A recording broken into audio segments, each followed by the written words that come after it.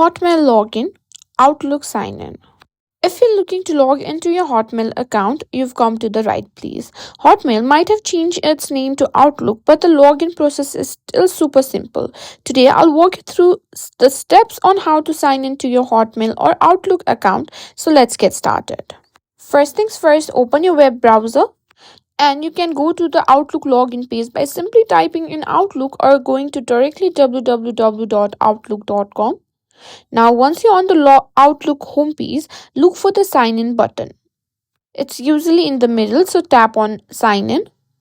Now that you're on the login page, you'll need to enter your Hotmail email address, whether you've got @hotmail.com or @gmail or @outlook.com. Just type in and hit next. After that, simply enter your password. After you've entered password, simply click on sign in. If you have two-step verification enabled, you need to verify your identity.